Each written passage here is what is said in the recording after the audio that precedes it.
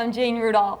And I'm Monsignor Charles Meinhof. And I'm Father Joe Glass. Welcome to a new season of Reel to Reel. Well, not only a new season in 1987, but really a whole new look for Reel to Reel. And when we were talking about all the changes, I thought, well, I'm finally not going to be the new kid on the block. I'm going to be the one with all the experience. And I guess, fortunately for all of you, I'm not. It's nice to welcome you back, Monsignor. Thank you, Jane. It's nice to be back. And always good to be with you each Sunday evening on Reel to Reel. And stepping out from the pages of a moment in history and kind of dusting himself off from all of those archives you used to walk in is Father Joe Glass, who joins us from Trenton. And it is a pleasure to have you here. It's a pleasure to be here, Jane. I fear that we're going from the historical moment to the hysterical moment, but I am very happy and honored to represent the Diocese of Trenton each week on Reel to Reel. As you'll see tonight, we do have a mixture of old faces and new faces. And at the end of this program, we're going to talk about a new way to bridge the gap between the United States and the Soviet Union. And it is through the artwork of the young people. And though we're starting, we should review, too. Mike Gallagher will help us to review some of the entertainment we had this past summer. And the old expression is that life begins at 40, but later on, Father Roger McGrath will be here to explain how for a diocese, especially the Diocese of Camden, life can begin again at 50. And speaking of 50th anniversaries, when you do have a golden jubilee, it usually calls for a large celebration, whether it's with a marriage or the sisterhood or the priesthood, and the Diocese of Camden has a very good reason to celebrate. And their celebration is very important for us. You see, most of us have the idea that Camden is a seashore. But as we go to the seashore now, we'll find out their 50th anniversary will teach us that Camden is much more than the seashore.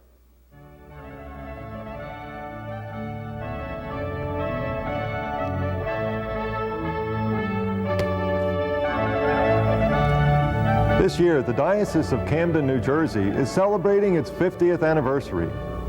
Between today and December 13th, Reel to Reel will devote a few minutes each week to highlight the Catholic Church in southern New Jersey.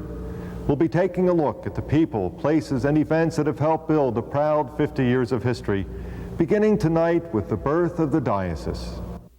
The day after the Feast of the Immaculate Conception, December 9th, 1937, Pope Pius XI created the Diocese of Camden, separating the 6 southern counties of the state from the Diocese of Trenton. The Holy Father entrusted this new diocese to the patronage of our Blessed Mother under her title of the Immaculate Conception. It was fitting then that the oldest church in the city of Camden, now designated as a new cathedral, was St. Mary of the Immaculate Conception. At the same time that the Pope established the Diocese of Camden, he also created the new Diocese of Paterson and raised the Diocese of Newark to an archdiocese, a metropolitan see, thus making the state of New Jersey a separate ecclesiastical province, no longer under the province of New York. A few days later, on December 16th, the apostolic delegate in Washington, Archbishop Amleto Cicognani, announced the Holy Father's appointment of the first bishop of Camden. He was a priest of the Archdiocese of New York, Father Bartholomew Joseph Eustace, who just 5 months earlier, in June of 1937, had been appointed to his first pastorate, Blessed Sacrament Church in New Rochelle, New York. Thus, Father Eustace was a pastor for only a few months before being called upon to be the founding bishop of a new diocese in southern New Jersey. During this past half-century, the Camden Diocese has grown tremendously. The number of parishes has increased from 49 in 1937 to 127 today. The number of priests from 78 to 439, including 51 priests of various religious orders. Religious sisters have grown from fewer than 80 to 471, and the number of Catholics from 98,000 to 365,000. God has blessed the Church of Camden in these past 50 years, and Reel to Reel is proud to play a small part during the next 13 weeks as we honor the faithful, the clergy, and the religious of the Diocese of Camden as they celebrate their Golden Jubilee. Tomorrow is Labor Day. And the fact that it is celebrated as a national holiday is due to a man who made Camden his home.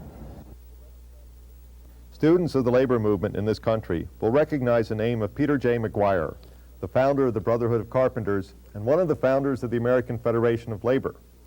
The first Labor Day was held on September 5, 1882, and for the next decade, many large corporations would fire anyone caught marching in a Labor Day parade. But the tide in labor management relations was changing. By 1894, President Grover Cleveland took the idea of the man from Camden and declared the first Monday in September a national day of recognition for the working person. Labor Day was born. From the very beginning of the diocese in the late 30s and early 40s, under the impetus of Bishop Eustace, the the Diocese of Camden became a leader in fostering better labor relations. Two of the great social encyclicals of all time, papal declarations on the rights of the worker, were Leo XIII's Rerum Novarum, issued in 1891, and Quadragesimo Anno, written by Pius XI 40 years later in 1931. To celebrate the 50th and 10th anniversaries of these two encyclicals, in 1941, Bishop Eustace held a landmark conference of national labor leaders called the Catholic Conference on Industrial Problems at the Walt Whitman Hotel in Camden. The purpose of this meeting was to help build a bridge between employer and employee. This conference was to lead eventually to a night school begun in 1947 at Camden Catholic High School called the Institute of Industrial Relations. It was staffed by priests of the diocese who served as faculty members to teach ethics, industrial relations, and the history of the labor movement. At this time, left-wing influences were present in some Camden area unions. The Institute was instrumental in training key personnel in reclaiming these unions for the moderate, non-socialist working person. The Institute of Industrial Relations was operated as a tuition-free school by the Catholic Church in Camden and is part of the proud history of the diocese. Peter McGuire, the father of Labor Day, died in 1906 and is buried here in Arlington Cemetery in the city of Camden. As all Americans observe the Labor Day holiday tomorrow, the nation can say thank you to a man and an idea that has flourished in the diocese, which this year observes its Golden Jubilee. What a delight to see this whole attitude and development of Camden Diocese. You know, I knew Bishop Eustace, Jane. Really? Had a chance to meet him. And one of the nicest things about Bishop Eustace, when he began the diocese, he was very firm in making sure that liturgically everything would be set so that the people would know the church is in Camden. That's wonderful. I think it's great when you can see familiar faces, and that's the best part about tonight. You'll be seeing many familiar faces coming up next, so stay right where you are.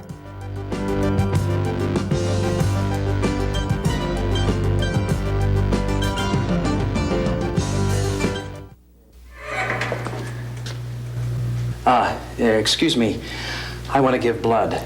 You're in the right place. Come with me. I heard about those people in the accident. I just want to help. Great. How are they doing anyway? Well, last we heard, they're going to be just fine. You know, it's a good thing you guys were there. No. It's a good thing you are here. Call the American Red Cross. Your neighbors need you. From the river to the ocean and everywhere in between, the Diocese of Trenton lives in its parishes, people, homes, and schools. And the Monitor newspaper is your way to keep aware of the renewal of the diocese. Lively features, accurate news reports, and columnists with something to say.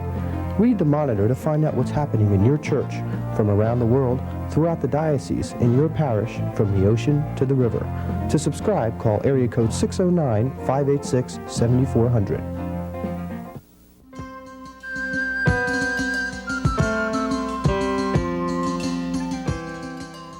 As promised at the outset, Father Roger McGrath, Director of Evangelization for the Camden Diocese, is with us in the studio today. And Roger, I congratulate you and all the people of Camden Diocese on your Golden Jubilee. Why, thank you. It's a great celebration and it's an extremely happy occasion. Good. We're glad to have you here. I noticed at the beginning of that piece, at the top of the piece, there was a theme for the celebration of the 50th anniversary, Proclaim the Greatness of the Lord, Proclaiming the Greatness of the Lord. How'd that come about, Roger? That came about from one of the early meetings when we were trying to put together the Jubilee celebration. And we were looking for something that would encapsulate what we were about. And someone on the committee came up with the idea, well, since we're under the patronage of the Blessed Mother, under a title, The Immaculate Conception, why not take the Magnificat?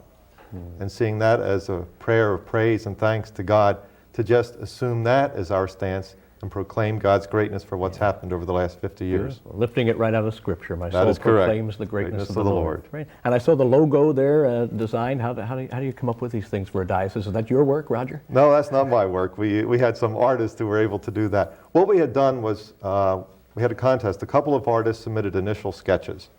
And then from those, the committee selected one of the artists to begin to put it together. And from an initial number of about 4 or 5 different possibilities, we took one and then expanded on it. And that was the one with the trumpets, because the whole notion of proclaiming was there.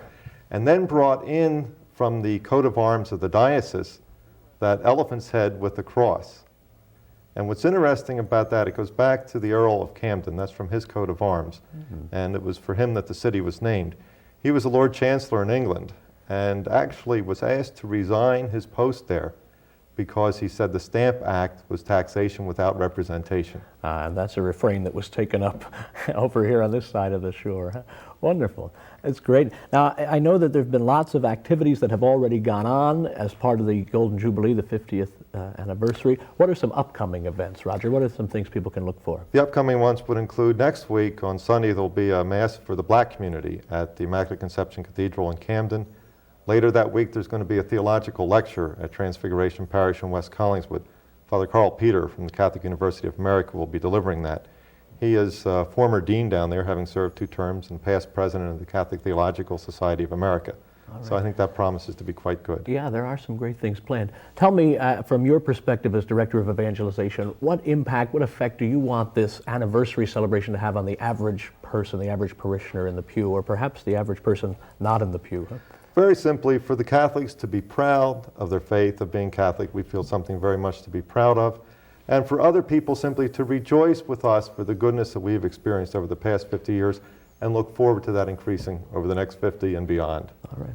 I enjoyed the spot we just saw very much, and I understand that there are more spots planned on Reel to Reel. Is that right, correct? There are several coming up.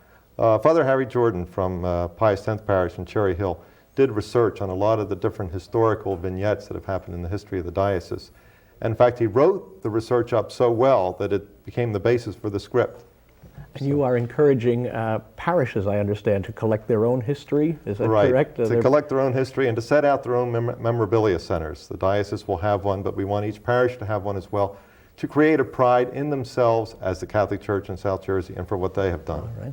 And I would be remiss if I didn't hold up this book, Building God's Kingdom. Can you tell me a little bit about this? This is the history of the Camden Diocese? That is correct. That's a history which was written by Monsignor Charles Giglio, who is the editor of the Catholic Star Herald, the diocesan paper. And he goes back to the prehistory from the very first time Catholicism within South Jersey all the way to the latest parish being formed there. Right. So it's very interesting. That is available where and how? It is available through the Catholic Star Herald. I think the address will be on the screen and the telephone number. Just call in or write in and we will be able to get that to you. The hardbound, which you have, is $10, softbound is $7. Okay. So it's reasonable. Very reasonable and very interesting, I'm sure. Roger, I thank you for being with us, and I look forward to seeing you in the upcoming spots on Reel to Reel as our season continues. Thank you. Congratulations again to you and all the people of the Camden Diocese. Thanks, Joe. Golden Jubilee, 50 years of celebrating the faith in the Camden Diocese. Roger will be with us, as I mentioned, on upcoming segments each week on Reel to Reel, explaining a little bit more as we go about the dynamic faith that lives and breathes in the Camden Diocese. Back to you now, Monsignor and Jane. Well, thank you very much, Father. You know, here at Reel to Reel, we really try to reach out to you in your homes, but we do ask you to write into us and give you your ideas. Now, many times we do get mail, and very often it's centered into Father Tom Legere. Father Tom is very fascinating for us because he gives us a very interesting insight into a journey through spirituality. We forget the fact that we're constantly in motion, and we're in motion toward God. So what Tom talks to us about especially is, if I'm that much a companion of God, why do I have to confess to him? Greetings in the Lord. One of the most frequently asked questions that I get has to do with the necessity of celebrating the sacrament of reconciliation. I think it is no secret today that fewer people are celebrating the sacrament of reconciliation in parishes all over the country. And of those who do continue to celebrate this sacrament, it seems that they are going less frequently. Now let's face this issue and ask ourselves why this is the case. Clearly, one reason is that we have experienced in our country a real breakdown of morality. We are living in an age when, let's face it, it seems that anything goes. However, for people who still have good moral values, these folks still seem to be experiencing some difficulty in celebrating this sacrament, and I'd like to speak to you at this time. In the past, there's no question about the fact that sin was often linked up with an excessive sense of internalized guilt, and clearly we recognize today that this is an unhealthy thing. All the psychologists are telling us that this kind of internalized guilt is no good at all for us emotionally or spiritually. Today, instead, we seem to be emphasizing God's goodness and God's love for us and our own basic goodness because we have a spark of God within us, and that's beautiful. However, we always still have to find a way to deal with our own shadow. The sun is shining right now, but there are plenty of shadows on the ground. And we always have those kinds of shadows in our own lives, too. The sacrament of reconciliation is ingeniously set up to enable people to deal with their own shadow comfortably in the context of God's unconditional love for them. It's meant to be a joyful, liberating experience. Now, it's clear that in the past this was sometimes misunderstood, and it wasn't celebrated with that real sense of freedom that potentially it could have. But this is no reason for us to throw the baby out with the bathwater. We have a marvelous tool here that the Church offers us to enable us to deal with our own shadow and still come away with it with a sense of our own love that we have received from God because we are His children. So properly understood, properly celebrated, the sacrament of reconciliation is a marvelous means to help us grow emotionally and spiritually. It's so good to be comfortable in that prodigal, beautiful love that God has for us. But you know, in the sense of confession and forgiveness, one of the formula we now use in the sacrament itself is one phrase, it's beautiful. It says, "And through the power of the Church, may God grant you pardon and peace." And to me, the pardon and peace are inseparable. They're not a 1-2 situation. They happen together when I confess. At the same time. Okay, well, you stay right where you are because we do have a very exciting first evening of Reel to Reel, and don't go away.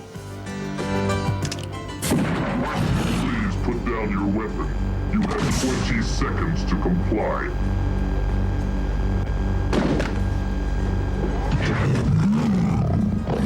You now have 15 seconds to comply. Many people find retirement isn't as much fun as they thought it would be. Too much time on their hands, too little to do. The Retired Senior Volunteer Program has thousands of opportunities for retired executives, housewives, engineers, teachers, whatever your skills or schedule. RSVP has something to fit anyone's interests. You've learned a lot in your life. Share the experience of a lifetime.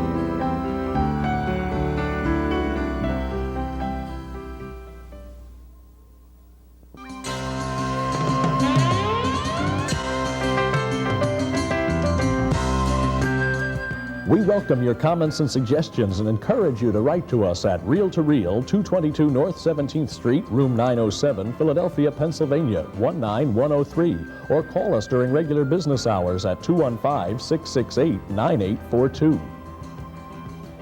Tonight we are celebrating not only the opening of our season here at Reel to Reel, but the 50th anniversary of Camden as well. And now there's another person who celebrated a 50th anniversary this year. One of Walt Disney's biggest box office gambles became another summer hit, none other than Snow White. It's very important for us to listen to Mike Gallagher, though, because the celebration is more than just a gentle little princess. Violence has a great part in our lives, or takes a part, and maybe it should not. It'd be interesting for us to listen to how Mike reviews the violence that goes from Little Princess to some other areas that we really should be careful about. Hello, I'm Mike Gallagher. I once heard a director whose film had just gotten a NAR for its violence protest that Snow White was just as violent. It seems that it scared him out of his wits when he was a kid.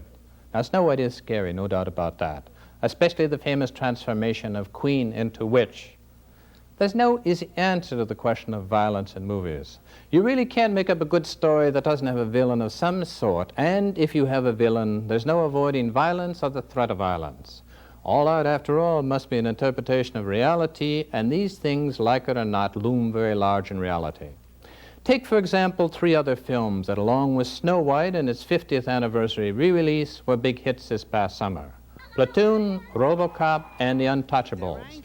Odd as it might sound, Snow White has something in common with each of these. Due to its very nature of its theme, innocence threatened by dire wickedness, It could not possibly eschew violence, and neither could Platoon, a war movie, nor RoboCop and the Untouchables, which have to do with law enforcement officers confronting violent criminals. The question then is not whether violence should play a role, but rather what kind of role violence should play.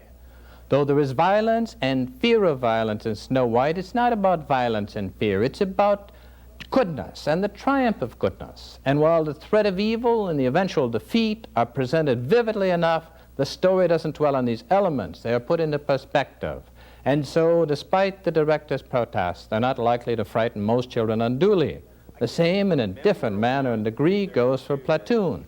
It's not a movie about violence, it's about comradeship in the face of the terrible futility of war. RoboCop and the Untouchables, however, handle violence far less well. To comply. I think you'd better do what he says, Mr. Kinney.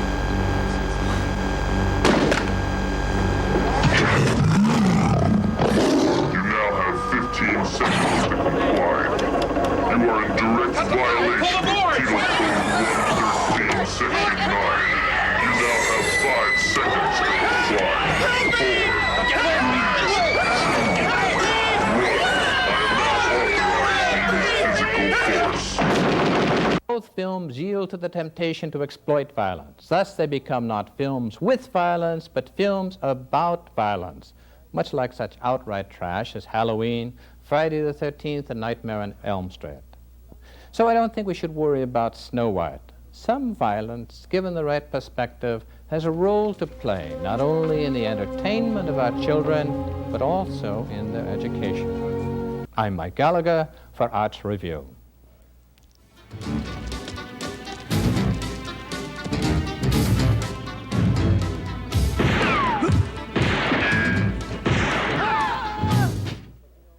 Jane, that's a terribly sobering piece. But you know, anger, like all passions, are marvelous. If they're controlled, like fire and water, they can produce such great health and salubrious life. But if gotten out of control, they can literally destroy us. We're going to talk now about another relationship that can either go over the edge or be very helpful, and that's the relationship between the United States and the Soviet Union. Now, people throughout the ages have been constantly trying to bridge the gap between the two countries, but perhaps we should listen to the children, in fact, the artwork of children in the United States and the Soviet Union.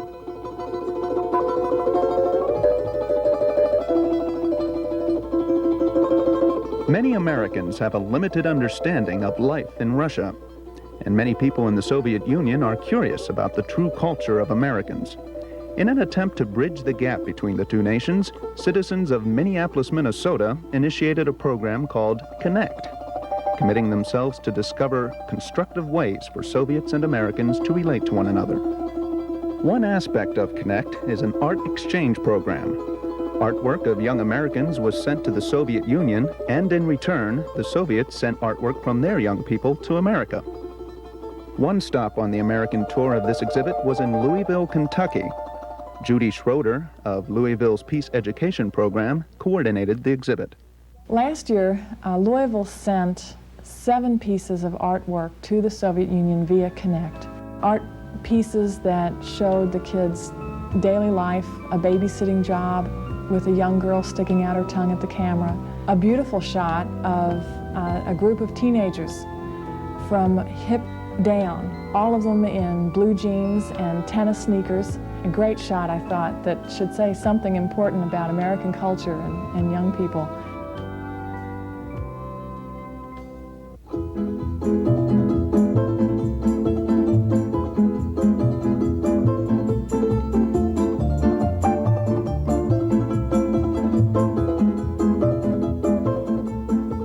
As we've looked at the Soviet art, we've all been impressed, first of all, at the use of color, just artistically, that you're talking about a children's exhibit that is very lively and very colorful as they depict scenes and themes from their tradition.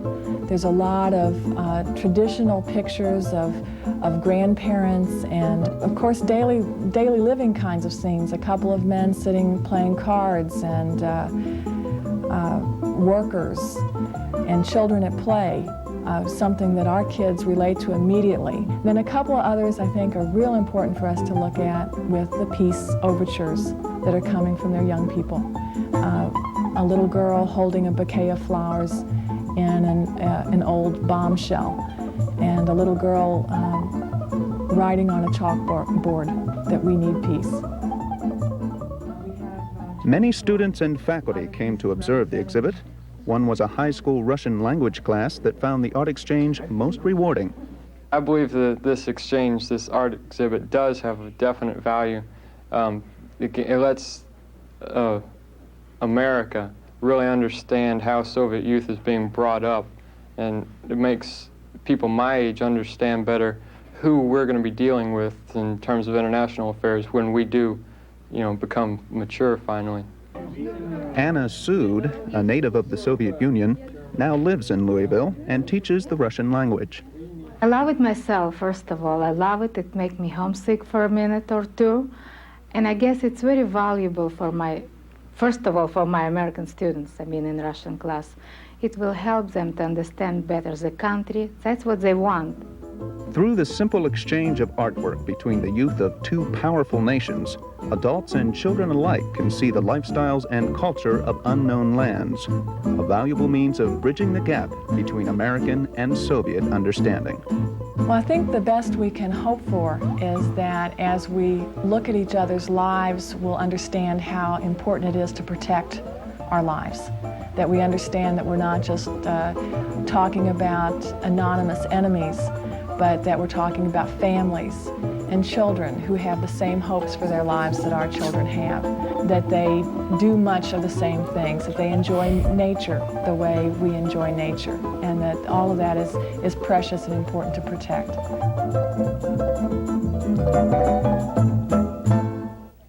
A fledgling relationship? Well, perhaps, but it's the beginning of a whole new relationship here on Reel to Reel also. What do you think? Shall we do it again next week? Jane, I'm on a roll. You can't stop me. I'll be back next week for sure. I'll be here. I hope we're not alone. I hope you're with us too.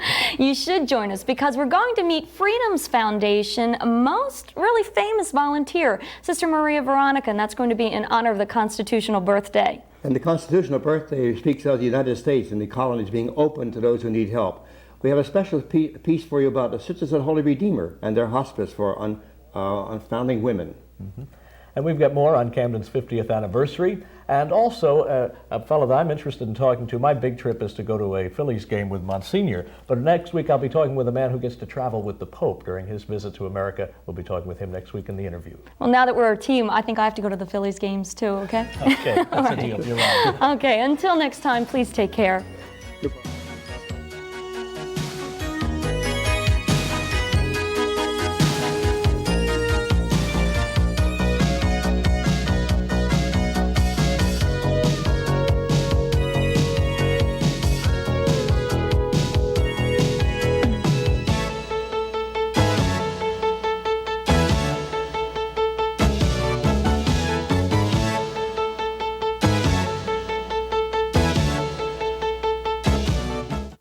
Travel arrangements for Reel to Reel by Atkinson and Mullen Travel of Media, PA.